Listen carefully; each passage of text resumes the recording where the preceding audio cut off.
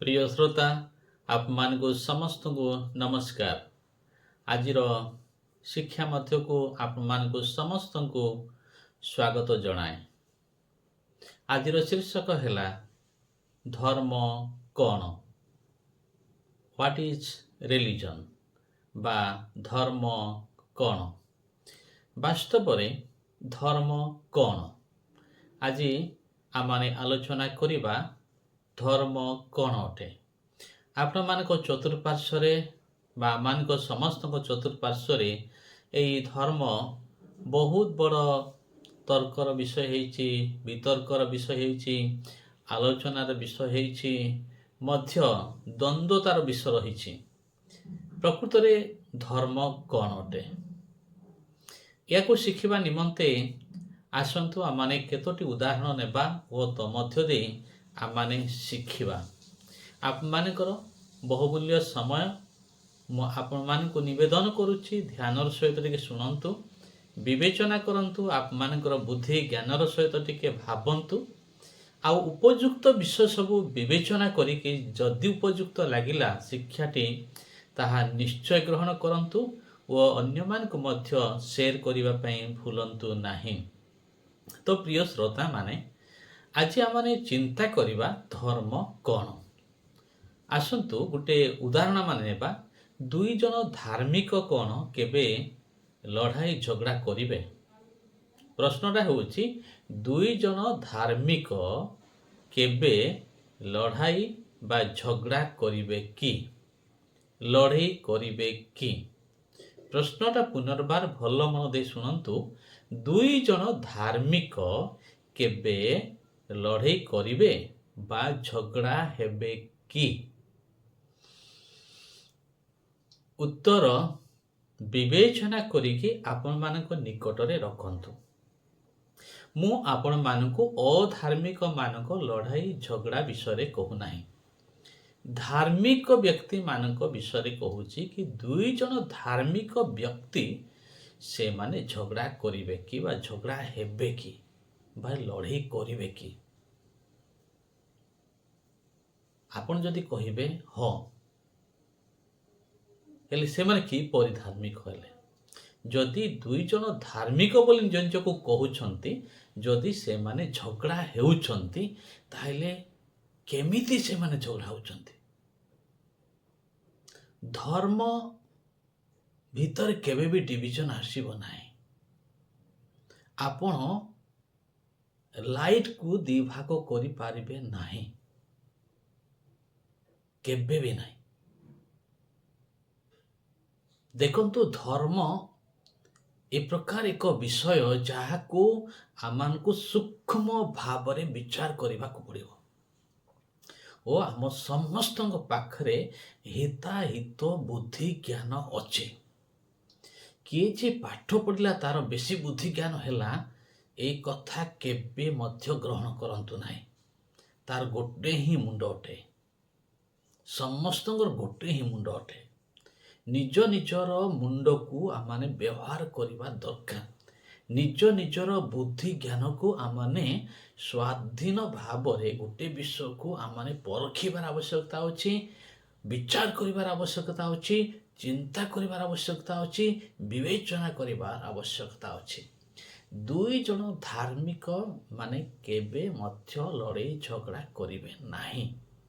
काहे कि ना धर्म भितर पुणी केमिति लड़ाई झगड़ाटा आसिला, कुआड़ो आसीबो, कुआड़ो आसीबो धर्म। से भी कहूछि मो धार्मिक, बी भी कहूछि मो धार्मिक, ताले धार्मिक मानक भितरे लड़ाई झगड़ा हेबा विषय कोड उत्पन्न हैला।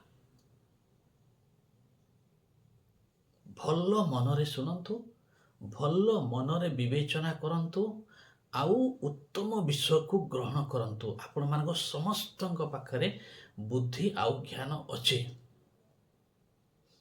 मोहर भावना यहा आपण माने ग्रहण करंतु बोली मु कहूनी, किंतु आप माने विचार करंतु, भाबंतु सूक्ष्म बुद्धि ज्ञान सहित केबे मध्य दुई जन धार्मिक लड़ाई करिवे नाही, केबे मध्य लड़ाई करिवे नाही। काहे कि ना से माने धार्मिक ଧାର୍ମିକମାନଙ୍କର କାର୍ଯ୍ୟ ହେଉଛି ଅନ୍ୟକୁ ଉଦ୍ଧାର କରିବା। ଧାର୍ମିକମାନଙ୍କର କାମ ହେଉଛି ଅନ୍ୟକୁ ସାହାଯ୍ୟ କରିବା। ଧାର୍ମିକମାନଙ୍କ ହୃଦୟରେ ଦୟା ଥାଏ। ଧାର୍ମିକମାନଙ୍କ ହୃଦୟରେ ପ୍ରେମ ଥାଏ। ତ ଧାର୍ମିକମାନଙ୍କ ହୃଦୟରୁ କୋଉଠୁ ଆସିବ ଘୃଣା, କୋଉଠୁ ଆସିବ ରାଗ, କୋଉଠୁ ଆସିବ ଅହଙ୍କାର, କୋଉଠୁ ଆସିବ ଗର୍ବ ଯେ ସେମାନେ ଲଢ଼େଇ କରିବେ? ଭଲ ବୁଦ୍ଧି ଜ୍ଞାନ ସହିତ ବିବେଚନା କରନ୍ତୁ, ଆଉ ଜଗତରେ ଚାଲୁଥିବା ମନ୍ଦ ବିଷୟରୁ ରକ୍ଷା ପାଆନ୍ତୁ। କେହି ଆପଣମାନଙ୍କୁ ଭୁଲ ଚିନ୍ତାଧାରା ପୁରେଇଲେ ସେ ଭୁଲ ଚିନ୍ତାଧାରା ପରିଚାଳିତ ହୁଅନ୍ତୁ ନାହିଁ। କାହିଁକି ନା କେତେକେ ଭୁଲ ଚିନ୍ତା ଦ୍ୱାରା ନିଜର ସ୍ୱାର୍ଥ ନିମନ୍ତେ ଧର୍ମର ନାମ ନେଇ ସେମାନେ କ'ଣ କରୁଛନ୍ତି? ଅନ୍ୟମାନଙ୍କୁ ଲଢ଼େଇ ଝଗଡ଼ା କରିକି ନିଜର ସ୍ୱାର୍ଥ ହାସଲ କରୁଛନ୍ତି। ସେଥିପାଇଁ ପ୍ରତ୍ୟେକ ଜନସାଧାରଣ ହିଁ ତାର ଶିକାର ହେଉଛନ୍ତି। ଜନସାଧାରଣ ହିଁ ସେଥିର କ୍ଷତିଗ୍ରସ୍ତ ହେଉଛନ୍ତି। ଜନସାଧାରଣ ହିଁ ସେ ବିପଦର ସମ୍ମୁଖୀନ ହେଉଛନ୍ତି।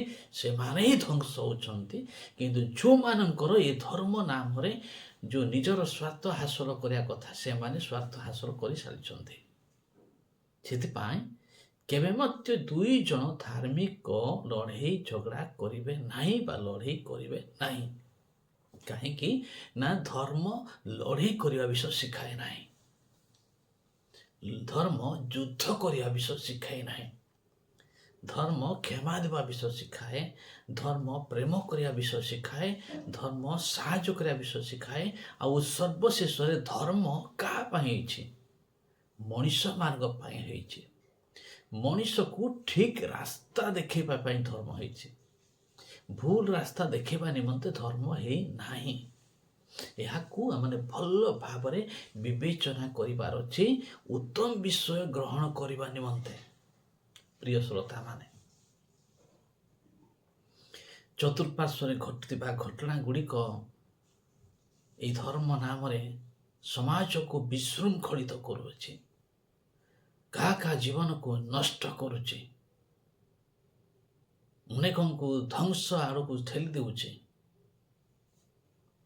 ପ୍ରିୟ ଶ୍ରୋତାମାନେ, ଏହାଠାରୁ ଉଦ୍ଧାର ପାଆନ୍ତୁ ବୋଲି ଆମମାନଙ୍କର ପ୍ରତ୍ୟେକ ଏହାଠାରୁ ଏହି ସମସ୍ତ ମନ୍ଦରୁ ଉଦ୍ଧାର ପାଇବା ନିମନ୍ତେ ଆମମାନଙ୍କର ପ୍ରତ୍ୟେକଙ୍କର ଦାୟିତ୍ୱ ରହିଛି, ପ୍ରତ୍ୟେକଙ୍କର କର୍ତ୍ତବ୍ୟ ରହିଛି।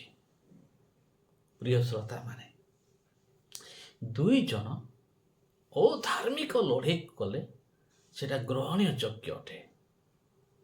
କିନ୍ତୁ ଦୁଇ ଜଣ ଧାର୍ମିକ ଲଢ଼େଇ ଝଗଡ଼ା କଲେ ତାହା ଗ୍ରହଣୀୟ ନୁହେଁ। ହେଇପାରେ ସେମାନେ ନିଜ ନିଜକୁ ଧାର୍ମିକ ବୋଲି ଭାବୁଛନ୍ତି, ନିଜ ନିଜକୁ ଧାର୍ମିକ ବୋଲି କହୁଛନ୍ତି। ସେମାନେ ବାସ୍ତବରେ ଧାର୍ମିକ ନୁହନ୍ତି। ସେମାନେ ହେଉଛନ୍ତି ପାପୀମାନେ, ଯେଉଁମାନେ ଲଢ଼େଇ କରୁଛନ୍ତି ଧର୍ମ ନାଁରେ।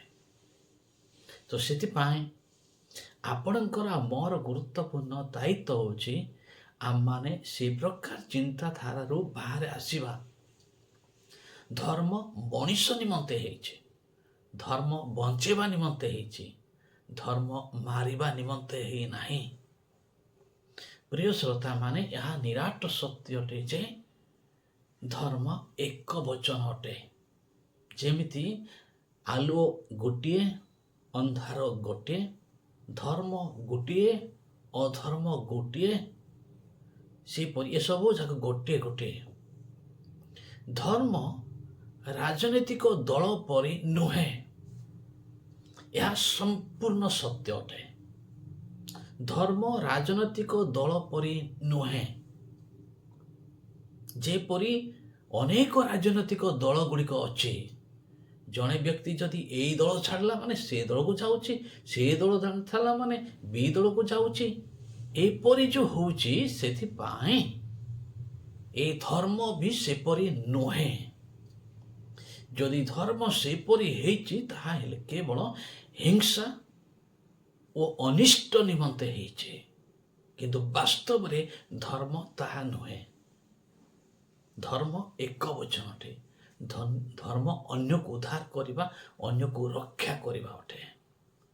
ପ୍ରିୟ ଶ୍ରୋତାମାନେ, ଏସବୁ ଭିଡ଼ିଓ କରିବାର ପଛରେ ଗୋଟେ ହିଁ ମୋର ଉଦ୍ଦେଶ୍ୟ, ଆମମାନେ ଧର୍ମକୁ ଉତ୍ତମ ଭାବରେ ଗ୍ରହଣ କରିବା, ଧର୍ମରେ ଥିବା ଉତ୍ତମ ବିଷୟ ଗୁଡ଼ିକୁ ଆମମାନେ ଗ୍ରହଣ କରିବା। ଆଉ ଧର୍ମ ହେଇଛି ଜଣକୁ ରକ୍ଷା କରିବା, ଜଣକୁ ଉଦ୍ଧାର କରିବା, ଜଣକୁ ମାରିବା ନୁହେଁ। ଯଦି ଜଣକୁ ମାରିବା ଯଦି ଧର୍ମ ହେଲା, ତାହେଲେ ଅଧର୍ମ କ'ଣ? ଜଣଙ୍କର ଯଦି ଅନିଷ୍ଟ କରିବା ଯଦି ଧର୍ମ ହେଲା, ତାହେଲେ ଭଲ କରିବାଟା କ'ଣ? ଆପଣମାନେ ବୁଦ୍ଧି ଆଉ ଜ୍ଞାନର ସହିତ ତାକୁ ବିବେଚନା କରନ୍ତୁ। ଆଉ ଧର୍ମରେ ଆମମାନେ ଅନ୍ଧ ନ ହେଉ, ଆମମାନେ ଧର୍ମାନ୍ଧ ନ ହେଉ। ଆଜି କେତେକଙ୍କ ଧର୍ମାନ୍ଧ ଯୋଗୁଁ ସମାଜ ବିଶୃଙ୍ଖଳିତ ହେଉଛି। ଆଉ ଜଣେ ବ୍ୟକ୍ତିଙ୍କ ଦ୍ୱାରା ଅନେକ ଲୋକମାନେ ମନ୍ଦ ପଥରେ ଚାଲୁଛନ୍ତି। ସେଥିପାଇଁ ଆମମାନେ ଯେ ସର୍ବସାଧାରଣ ଲୋକମାନେ, ଆମମାନେ ଏହାଠାରୁ ଆମମାନେ ରକ୍ଷା ପାଇବାର ଅଛି। ଖରାପ ଚିନ୍ତାଠାରୁ, ଖରାପ ବ୍ୟକ୍ତିଙ୍କ ଠାରୁ ଆମମାନେ ଦୂରେଇ ରହିବାର ଅଛି। ପ୍ରିୟ ଶ୍ରୋତାମାନେ, ଗୋଟିଏ ଅଗ୍ନିକଣିକା ଯେପରି ନଷ୍ଟ କରେ, ଧ୍ୱଂସ କରେ, ସେପରି ଗୋଟିଏ ଖରାପ ଚିନ୍ତାଧାରା ଅନେକଙ୍କୁ ନଷ୍ଟ କରେ। ସେଥିପାଇଁ ଧର୍ମ କ'ଣ ଏ ଶୀର୍ଷକଟି ଆଜି ଆପଣମାନଙ୍କ ନିକଟରେ ରଖି ଏ ବିଷୟ ମୁଁ ଆଲୋଚନା କରିବାକୁ ଚାହେଁ। ଧର୍ମ କାହାର ଅନିଷ୍ଟ କରେ ନାହିଁ, ଧର୍ମ କାହାର କ୍ଷତି କରେ ନାହିଁ। ଏହାକୁ ଭଲ ଭାବ ସେ ଚିନ୍ତା କରନ୍ତୁ। ଆପଣମାନଙ୍କ ସମସ୍ତଙ୍କର ବୁଦ୍ଧି, ଜ୍ଞାନ, ବିବେକ ରହିଅଛି। ଉତ୍ତମ ଭାବରେ ଚିନ୍ତା କରନ୍ତୁ। ଆଉ ପ୍ରକୃତରେ ଧର୍ମକୁ ଧର୍ମ ପରି ବ୍ୟବହାର କରନ୍ତୁ। ଧର୍ମର ମର୍ମକୁ ବୁଝନ୍ତୁ। ତାହେଲେ ପ୍ରକୃତରେ ଆପଣ ନିଜେ ବି ଶାନ୍ତି ରହିବେ, ଅନ୍ୟକୁ ଏ ଦୁନିଆରେ ଶାନ୍ତିରେ ରଖେଇଦେବେ। ଯଦି ଧର୍ମକୁ ଭୁଲ ଭାବରେ ବ୍ୟବହାର କରୁଛନ୍ତି, ତାହେଲେ ନିଜେ ଆପଣ ଭୁଲ ପଥରେ ଅଛନ୍ତି, ଅନ୍ୟକୁ ମଧ୍ୟ ଭୁଲ ପଥରେ ନେଇଯାଉଛନ୍ତି। ସେଥିପାଇଁ ଆପଣମାନଙ୍କୁ ଅନୁରୋଧ, ଆମେ ଯଦି ଜଣେ ପରିବର୍ତ୍ତନ ହେବା, ତାହେଲେ ଯେମିତି କଥାର ଅଛି, କ'ଣ କଥାର ଅଛି? ଆମେ ନିଜେ ବଞ୍ଚିଲେ ଦୁନିଆ ବଞ୍ଚିବ। ଆମେ ଯଦି ଠିକ୍ ବାଟରେ ଯିବା, ତାହେଲେ ଆଉ ଜଣେ ଦେଖିକି ଠିକ୍ ବାଟରେ ଆସିବ। ସେଥିପାଇଁ ପ୍ରିୟ ଶ୍ରୋତାମାନେ, ଆସୁ ଧର୍ମକୁ ଧର୍ମ ଭାବରେ ବ୍ୟବହାର କରିବା। କେବେ ମଧ୍ୟ ଧାର୍ମିକ ମାନେ ଲଢ଼େଇ କରିବେ ନାହିଁ, କି ଧାର୍ମିକ ମାନେ ଲଢ଼େଇ କରେଇବେ ନାହିଁ।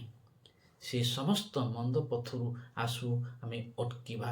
ତେବେ ଆମ ପରିବାର ଗୁଡ଼ିକ, ଆମ ଜୀବନ ଗୁଡ଼ିକ, ଆମ ସମାଜ ଶୃଙ୍ଖଳିତ ରହିବ। ମୁଁ ବିଶ୍ୱାସ କରୁଛି ଆପଣମାନେ ଏସବୁ ବିଷୟକୁ ଉତ୍ତମ ଭାବରେ ବିଚାର କରିବେ ଆଉ ନିଜ ଜୀବନରେ ଲାଗୁ କରିବେ। ପୁନର୍ବାର କଥାଟି ମୁଁ କହି ରଖୁଛି, ଆପଣମାନଙ୍କ ବୁଦ୍ଧି ଜ୍ଞାନର ନିକଟରେ ଧର୍ମ ଅନ୍ୟକୁ ବଞ୍ଚେଇବା, ଧର୍ମ ଅନ୍ୟକୁ ମାରିବା କେବେ ମଧ୍ୟ ନୁହେଁ। ନମସ୍କାର। ଭିଡ଼ିଓଟି ଯଦି ଆପଣମାନଙ୍କୁ ଭଲ ଲାଗିଛି, ତାହେଲେ ନିଶ୍ଚୟ ଅନ୍ୟକୁ ସେୟାର କରିବା ପାଇଁ ଭୁଲନ୍ତୁ ନାହିଁ। ନମସ୍କାର।